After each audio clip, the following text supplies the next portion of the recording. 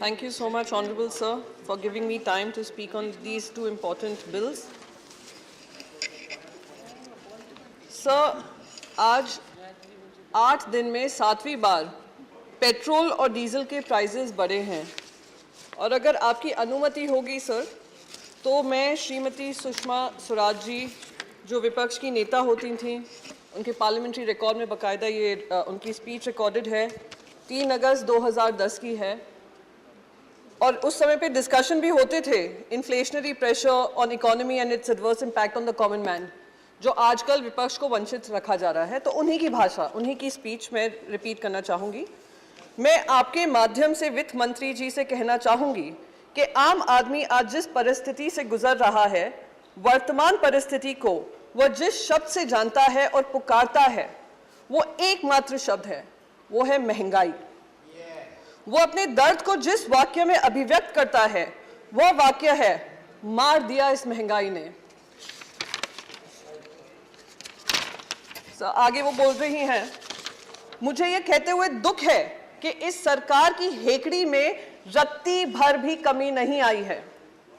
मैं कहना चाहती हूं कि हमने ऐसी संवेदनहीन सरकार नहीं देखी। यह सरकार संवेदनहीन भी है और यह सरकार विश्वासघाती भी है। उन्हीं के शब्दों को अगर हम ये रेफरेंस को दे दीजिएगा। मैं बिल्कुल दे दूंगी सर।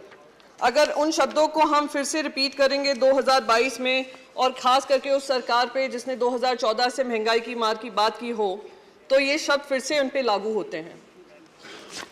सर, हमारे वरिष्ठ नेता, शिवसेना के वरिष्ठ नेता श्री अनिल देसाई जी राज्यसभा के मेंबर हैं और उन्होंने इस बात को उठाया था जब बजट पे डिस्कशन हो रहा था कि जो जनरल इंश्योरेंस इंडस्ट्री है, उनका वेज रिविजन होना था। बाकी सारी इंडस्ट्रीज़ का हो गया, पीएसयू बैंक्स का हो गया, पब्लिक इंश्योरेंस कंपनीज़ का हो गया, और इनके वेतन की जब बात आई है, 2012 से जो वेतन है वो अभी तक लगातार वही चल रहे हैं। और इन लोगों ने उस समय पे काम किया है जब कोविड का काल था, फर्स्ट वेव हो, सेकेंड वेव हो, जैसे बैंक एम्प्लॉयज़ थे वैसे वो भी लगातार काम कर रहे थे। और वो उनकी बस एक ही मांग है कि जो वेज रिविजन है उसको कंक्लूड कर उनको जो सही वेज है वो उनको मिलना चाहिए। मैं आपके माध्यम से सरकार से रिक्वेस्ट करूंगी कि इस पे ध्यान देना बहुत ज़रूरी है और इस वेज रिविजन का जो चर्चा है उसको कंक्लूड करना भी बहुत ज़रूरी है। और उनके ऊपर जो भार लगा हुआ है, महंगाई की मार है, सब जनता पे है, उन गवर्नमेंट एम्प्लॉयज़ को ध्यान देना चाहिए sir. Sir, high cost of living की बात हो रही है, इन्फ्लेशनरी प्रेशर है, तो जब जॉबलेसनेस बढ़ती जा रही है तो ये मानना लाजमी होगा कि लोग, जो हमारे देशवासी हैं, जो युवा हैं, वो दूसरे देशों में जाकर रोजगार के माध्यम ढूंढ रहे हैं। और रोजगार के माध्यम ढूंढने के साथ साथ जो हमारा टैलेंट ड्रेन हो रहा है, ब्रेन ड्रेन की हम बात करते हैं, वो लगातार जारी है। मैं आपको एक आंकड़ा देना चाहती हूँ। 2018 की एक बैंक रिपोर्ट थी जिसमें कहा था हमारे जो युवा जा रहे हैं, जा ही रहे हैं, पर जो हमारी जो बात की जाती है कि गरीब विरोधी सरकार है, वो अब शायद जो मिलियनेयर्स हैं, जिनके पास सारे व्यवस्थाएं हैं, उसमें से 23,000 Indian millionaires have left the country since 2014। उन्होंने भी इस देश को नो कॉन्फिडेंस दिया है सरकार की वजह से। एक ग्लोबल वेल्थ माइग्रेशन की रिव्यू रिपोर्ट आई है जो कहती है 5,000 millionaires, 2% of the total number of high net worth individuals in India have left the country in 2020 alone. ये हमारी देश की अर्थव्यवस्था की पॉलिसीज के अनुसार आज ये हाल बनाया हुआ है। 6 लाख इंडियंस हैं जिन्होंने अपनी सिटीजनशिप भी गिव अप कर दी है। और जब हम टैलेंट की बात करते हैं, टैलेंट माइग्रेशन हो रहा है, साथ ही साथ अभी एफडीआई की बात सुन रही थी, माननीय मेंबर, ऑनरेबल मेंबर बता रहे थे कि बहुत सारा रिकॉर्ड ब्रेकिंग एफडीआई आ रहा है जब से इनकी सरकार बनी है। मैं आपको एक आंकड़ा बताना चाहूँगी सर। 2010 में 2020 में 2021 में कहा गया था $81.7 बिलियन एफडीआई देश में आया था, जो कि पिछले साल से 10% ज़्यादा था। पर अगर आरबीआई की उसी साल की रिपोर्ट देखते हैं तो उसमें एफडीआई जो आया था उसका सबसे ज़्यादा कंपोनेंट फॉरेन इंस्टीट्यूशनल इन्वेस्टर्स का आया था। जिसका जंप था 6,801%, 6,801%। और एफडीआई का इन्वेस्टमेंट जो आया था वो कितना था, barely 0.8%।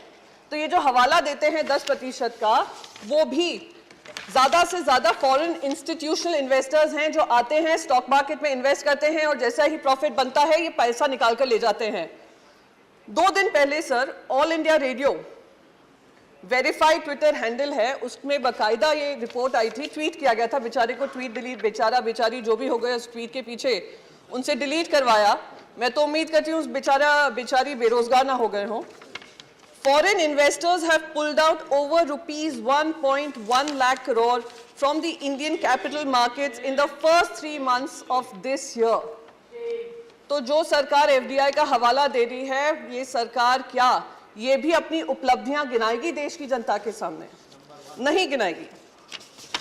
टैक्स रिफॉर्म्स के बारे में बात किया, कहा हमने 1 रुपया भी नहीं बढ़ाया है, जैसे कि हम पे कोई एहसान किया हो।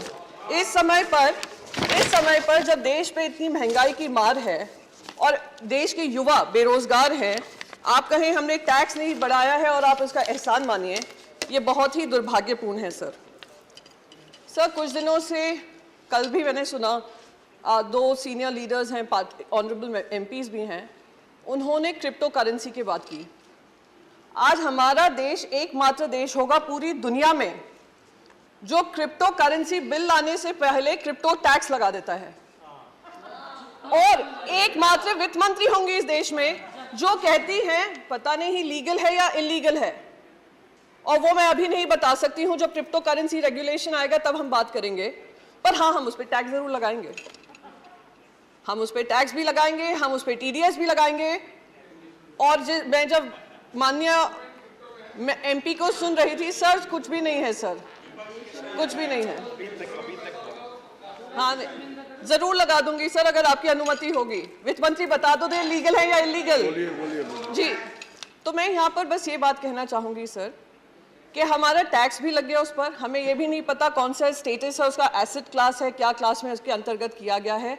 जिस तरीके से बताया गया इस पर टैक्स लगाओ, टैक्स लगाओ, टैक्स लगाओ और बढ़ाओ, क्योंकि बाकी सारे देश कर रहे हैं, उससे मुझे ध्यान आता है और शायद सभी को ध्यान होगा, जब देश में कंप्यूटर आया था, देश में जब कंप्यूटर आया था तो हमारा ये विपक्ष ही था जो बैलगाड़ी लेकर बाहर आकर अपोज कर रहा था, कहा था लाखों लाखों युवा बेरोजगार हो जाएंगे, बेरोजगारी चरम सीमा पे बढ़ जाएगी, ये सरकार युवा विरोधी सरकार है। और क्या हुआ? कंप्यूटर आने के बाद अगर किसी देश को सबसे ज्यादा फायदा हुआ, देश के युवाओं को फायदा हुआ, वो भारत के बच्चों को फायदा हुआ। आज हम लोग बड़े बड़े लीडरशिप रोल्स में हैं, दुनिया भर में लीडरशिप रोल्स में हैं, तो उसका फायदा हमारे युवाओं को हुआ। तो बार बार ये कहना कि ये जो है बहुत ही गंदी चीज हो रही है, बहुत ही गलत चीज हो रही है क्योंकि हमें नहीं समझ में आ रही है, तो ये गंदी ही होगी। ये बिल्कुल मुझे वो बात याद आती है कि बच्चों से कहा जाता है बचपन से ही, और हमारे भारत में ये विशेष करके होता है, तुम अगर इंजीनियर बनोगे, डॉक्टर बनोगे या आप चार्टर्ड अकाउंटेंट बनोगे, वही करियर होते हैं, बाकी सारे करियर गलत होते हैं। और अगर वो करियर गलत है, कोई और कुछ चूज करना चाह रहे हैं, तो उनको रोक जाने की कोशिश की जाती है। अगर रोकते नहीं है तो कहते हैं हम घर के बाहर निकाल देंगे। तो ये बिल्कुल वही हालत हो रही है क्रिप्टो के साथ, क्योंकि हम नहीं समझ पा रहे हैं कि क्या है, उसके मंशा क्या है, इंटेंशन क्या है, एम्प्लॉयमेंट जनरेशन की कैपेसिटी क्या है, एनेबलिंग इकोसिस्टम बनने की जरूरत क्या है, वेब 3.0 क्या है। तो इसलिए हम उसको टैक्स भी करेंगे और हम उसका क्रिप्टो रेगुलेशन भी नहीं निकालेंगे। सर मैं एक चीज यहाँ पर बहुत इंपॉर्टेंट, दूसरी चीज यहाँ पे कहूंगी, मैंने आपको कंप्यूटर का उदाहरण दिया, ऐसे ही इंटरनेट जब आया था, देश में ही क्या दुनिया में, हर डिस्ट्रप्टिव टेक्नोलॉजी आपको भी डिस्टर्ब करेगी, पॉलिसीज को डिस्टर्ब करेगी, और हमारी जिम्मेदारी बनती है कि हम उस टेक्नोलॉजी के आगे बनकर एक रेगुलेटरी फ्रेमवर्क बनाएं और इससे हम घबराएं नहीं। आज जब इंटरनेट आया, सबसे ज्यादा अगर फायदा हुआ तो हमारे ही देशवासियों को हुआ, पर दुख इस बात का होता है क्योंकि हम उनके लिए एक इनेबलिंग इकोसिस्टम नहीं बना पाए, उस वजह से वो दूसरे देशों में जाकर, आज आप कैलिफोर्निया देख लीजिए, यूनाइटेड स्टेट्स देख लीजिए, यूरोप देख लीजिए, जो बड़ी मल्टीनेशनल्स हैं, टेक्नोलॉजी रिलेटेड कंपनीज हैं, उसको हेड हमारे इंडियंस ही करते हैं। तो आज वही टैलेंट अगर हमारे देश में ऐसी कंपनीज बनाता तो क्या हमारे देश को फायदा नहीं होता? Please conclude. Sir, I will just conclude with just one last bit. Okay, sir, we are living in the world of Web 3.0. Either we choose to bite the bullet or we dodge the bullet. If we bite the bullet, we will be able to create an enabling ecosystem for our youth and empowering them and empowering the economy. If we choose to dodge the bullet, we can continue to feel great that Indians are doing well abroad. Thank you. And we can conclude, sir, just one last second, sir. We can continue to take pride in that reflected glory, but at the cost of empowering our own nation. So I would request the Finance Minister to think about it, and thank you so much, sir. With these Thank words, you. I conclude Thank my you. speech. Thank you. Jai Hind. Shri Ram Kumar Verma ji.